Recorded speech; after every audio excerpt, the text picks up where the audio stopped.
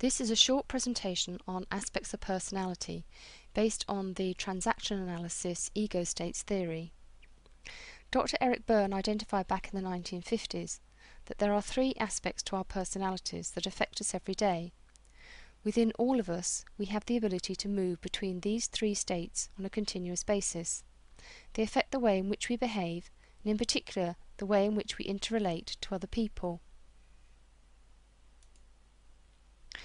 These three aspects are the child.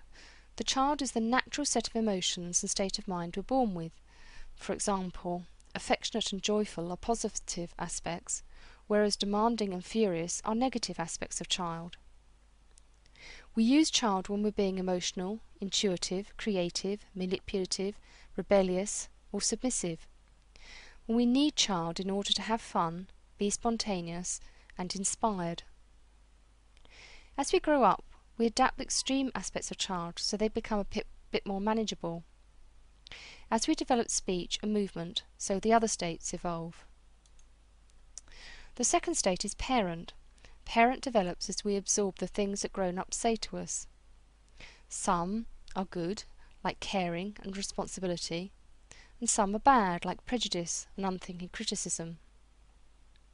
Parent is where values and opinions lie, and we use it when we are looking after, supporting, judging, and taking responsibility for ourselves and for others.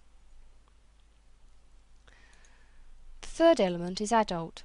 Adult develops as we become aware of our environment and our own ability to influence it. So if we touch something hot, we think, I don't want to do that again. We use the adult state when we're being rational and objective and calculating. Rational decision-making and important decisions need this part of our personality.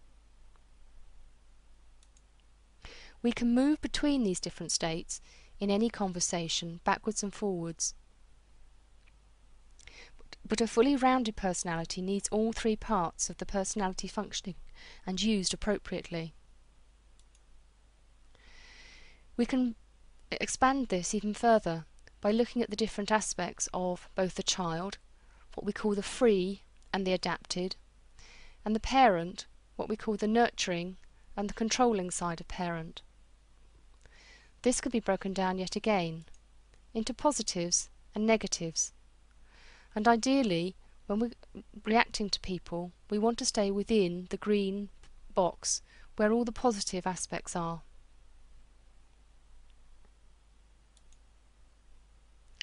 But we need to watch out for cross-communication. Cross-communication occurs if a person responds from the inappropriate ego state. So, for example, if a person's in what we call negative parent, that might push you into child. If somebody is nagging at you, then you might respond by saying, I don't care anyway. So it pushes you into negative child.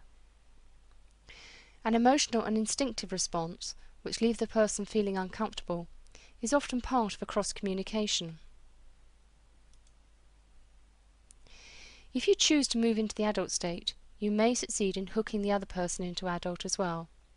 And it is in the adult state that you can have rational and reasoned conversations. And this is often the most appropriate communication, particularly in the work or in a political environment. In any relationship, we can adopt each of these characteristics backwards and forwards in the course of one conversation. And the main problem comes when we adopt a particular characteristic in any relationship. So, always playing parent means always trying to be in control, whether it's a positive parent or a negative parent.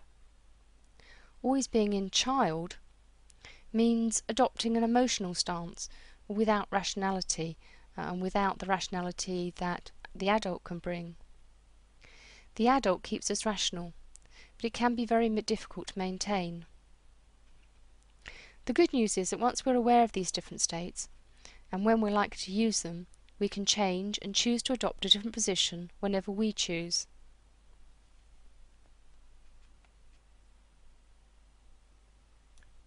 Being able to make a choice means that we can remain in control of the conversation, of our own actions, and can respond appropriately to whatever other people throw at us.